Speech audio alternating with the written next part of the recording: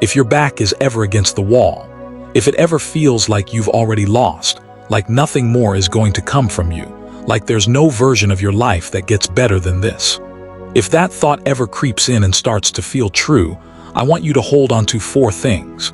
Not just read them once and forget them. Actually carry them with you into every hard moment that comes after this one. Burn them into your mind because you're going to need them more than once. Before we get into it, do one thing for me. If any part of this already feels like it's speaking to something you're carrying right now, hit follow before you move on, because there's a good chance you'll need to come back to this exact video on a night when things feel heavier than usual. Turn on notifications too, so it finds you when you actually need it. Alright, here are the 4 things. The first thing to accept is that a human life is never fixed. It's always moving.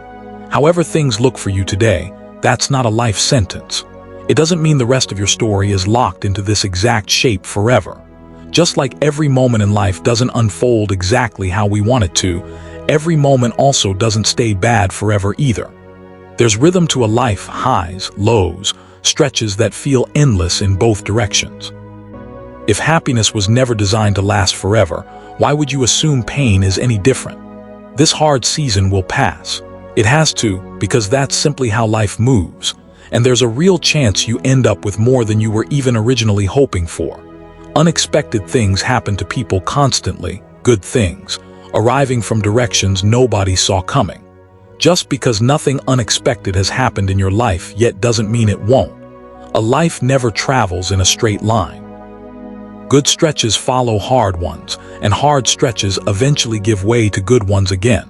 Some seasons you're in control, some you're not. So the very first thing to accept fully is that nothing about your current situation is permanent. Being okay today doesn't guarantee tomorrow, but struggling today doesn't guarantee tomorrow either, and that second part matters just as much as the first. People feel powerless in exactly one specific moment, right when they lose something they cared about. But the person who has genuinely accepted that nothing on this earth lasts forever stops spiraling into the same negative loop everyone else gets stuck in. That defeated mindset, "I've tried everything, nothing works, it's just not happening for me," usually comes from forgetting something important. Effort alone was never the whole formula. Trying hard matters, but trying hard without patience is only half the equation. It's the combination of consistent effort and real patience that actually produces success. That same combination is what eventually brings peace too. Yes, patience is hard, but it's not as impossible as it feels in the moment. All it really asks of you is to wait for the right timing, and the right timing does arrive, eventually, for almost everyone willing to hold on for it. If the sun sets and brings darkness with it, that same sun rises again and brings light right back. Your job isn't to force the timeline. Your job is to keep showing up honestly and let the right moment catch up to you. Think about a lighthouse built decades before ships even started using that particular route. Whoever built it had no way of knowing exactly which night, years later, a struggling ship would need that exact beam of light to find its way home. But the light stayed on anyway, night after night, waiting for a moment nobody could predict. Your effort works the same way. You rarely get to see in advance exactly which day your consistency finally pays off. You just have to keep the light on. Think also about the tide pulling away from a beach. Watching it happen, it can look like the ocean is simply leaving, retreating for good, never coming back. But anyone who stood on that same beach long enough knows the tide always returns, on its own schedule, without needing permission or reassurance. Hard seasons in a life behave exactly the same way. They pull back just far enough to make you doubt they're coming back at all, and then, right on schedule, they turn around. The second thing is, never lose belief in yourself. If a person genuinely loses faith in their own ability, if someone starts repeating, "I can't do this, it's not working, I'm not capable," to themselves over and over, that person becomes remarkably difficult to pull back from the edge. Honestly, if you lose belief in yourself completely, there's no outside force strong enough to hand that belief back to you. Don't doubt yourself that deeply.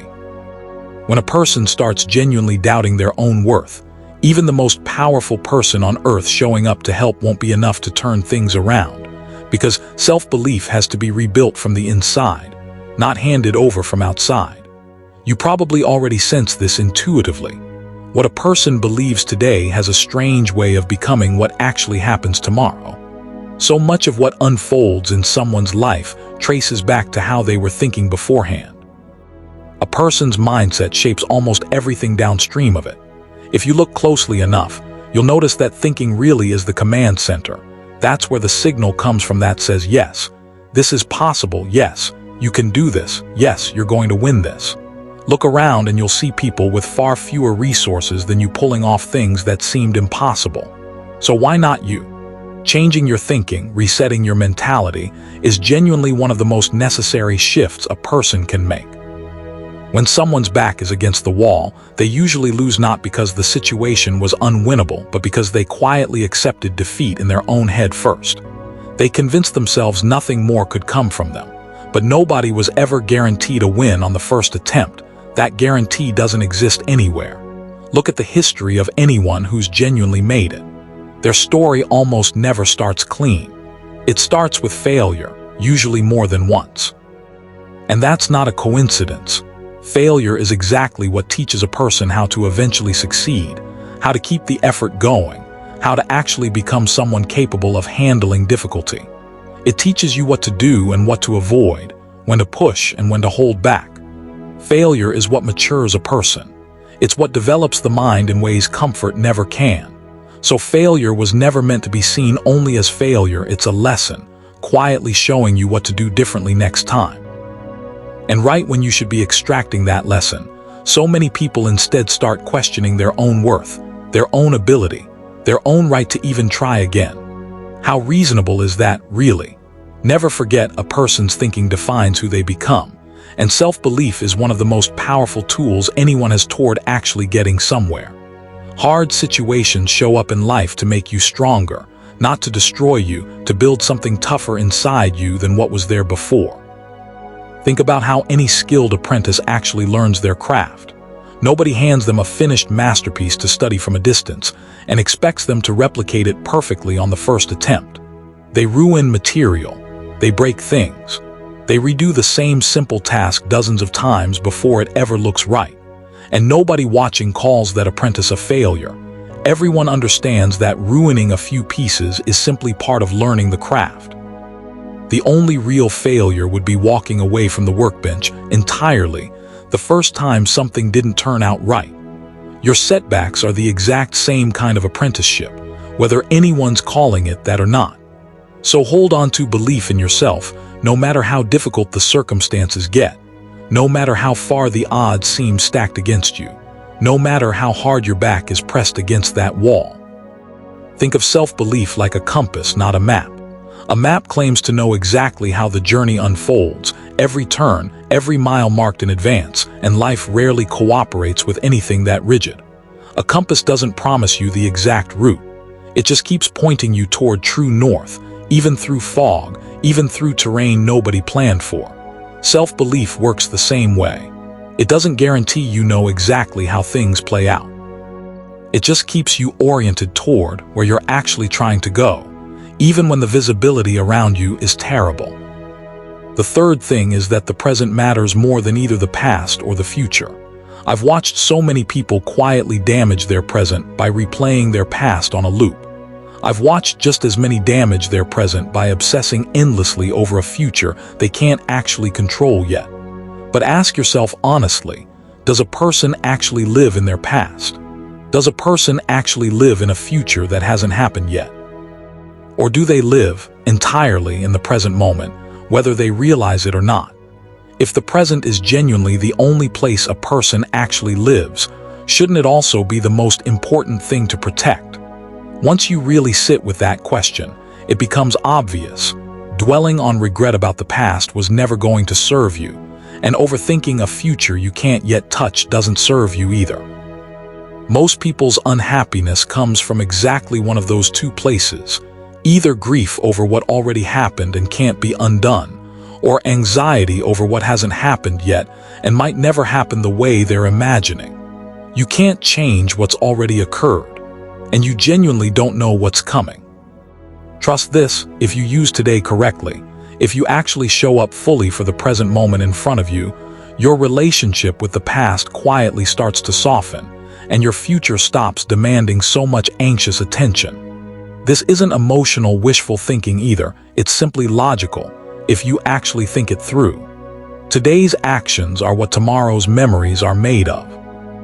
What you call today right now is going to become yesterday by tomorrow, and what feels like today was 24 hours ago, still tomorrow in someone's imagination. So the most important day always is the one currently in front of you. So many people spend today mourning yesterday, forgetting that today is exactly as valuable as the yesterday their mourning will eventually be. Life was never about staying broken. Life is about getting back up. Life isn't about losing, it's about trying one more time. That mindset held consistently is what life actually is. So give today the weight it deserves. Let go of what already happened. Let go of what might happen. What you actually have control over is this exact day, right now in front of you. There's a simple image worth keeping close. A boat anchored in the present doesn't get dragged backward by the current of yesterday, and it doesn't drift forward chasing a current that hasn't arrived yet. It just holds steady, exactly where it is, doing the one thing that's actually possible, staying grounded in the water it's actually sitting in. Most of the emotional exhaustion people carry doesn't come from the present moment itself. It comes from trying to anchor themselves somewhere that no longer exists, or somewhere that doesn't exist yet. The fourth thing is, don't lose yourself while trying to keep everyone else happy. The people who disappear during your hardest moments, who don't show up when things actually get difficult, were never as important to your journey as you might have assumed. What matters most is you, and after that, the people who genuinely stayed. You matter to your own family. You matter to yourself. So don't hurt yourself trying to earn the approval of everyone around you. People constantly worry about what others will think, and in that worry, they quietly lose track of themselves. And that's exactly where the pain comes from, not from other people, but from abandoning yourself trying to manage their opinions. Whether you win or lose, that outcome belongs to you. Remember, people are mostly drawn to results, not effort. Have you ever noticed people genuinely respecting how hard you worked, separate from whether it actually paid off? If effort alone earned respect, nobody would ever be mocked for losing despite trying their hardest. You can never fully make someone understand exactly how much you sacrificed, how many hours you put in, how much it actually cost you. So there's no real reason to weigh everyone else's opinion so heavily. What's there to think about really when it comes to other people? They're dismissing you today. Tomorrow, once you actually win, they'll be the same ones clapping. That's simply how it plays out, consistently, across almost every story like this. Accept it now instead of being surprised by it later.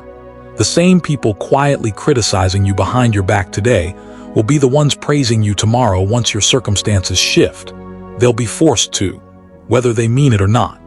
People are strange that way. They change how they treat you based entirely on your current situation, not on anything they actually know about your character. Just hold on to one fact. Roughly 99% of successful people started with failure somewhere in their story. Every successful person carries some version of a failure story. Every successful person went through a rough patch at some point. Maybe you're in the middle of writing that exact chapter right now. And if you are, that's usually a sign that a shift is coming faster than you think. Just trust that the way hard times show up in a life, good times show up too, following right behind them. Keep believing in yourself. Stop living inside your past or your unwritten future and start actually giving today the attention it deserves. And instead of constantly thinking about what other people think, spend a little more of that energy thinking about yourself for once. There's a well-known idea in psychology sometimes called the spotlight effect, the sense that everyone around you is watching, judging, keeping score of your every mistake and setback. In reality, most people are far too absorbed in their own spotlight to spend much time studying yours. The audience you're so afraid of disappointing is, most of the time, barely paying attention at all. Once that actually sinks in, a huge amount of unnecessary pressure quietly lifts, and what's left is simply you, your goals, and the work still waiting to be done.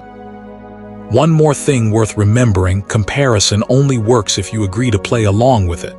Someone else's opinion of your pace, your timeline, your current position only has power over you if you hand them that power voluntarily. Take it back. Nobody gets to decide what your effort is worth except you, and eventually, the results themselves. 4 things then. Life doesn't stay fixed in one shape. Your belief in yourself is not optional cargo, it's the engine. The present is the only place you actually have any real power. And the people who vanish when things get hard were never carrying the weight you thought they were. Hold on to these on the ordinary days, so they're already familiar by the time a genuinely hard one arrives. If any of these 4 things reached you tonight, don't let them fade by morning. Save this video for the next time your back feels against the wall. Share it with someone who might need exactly this reminder right now. And follow along, because there's more of this conversation still to come.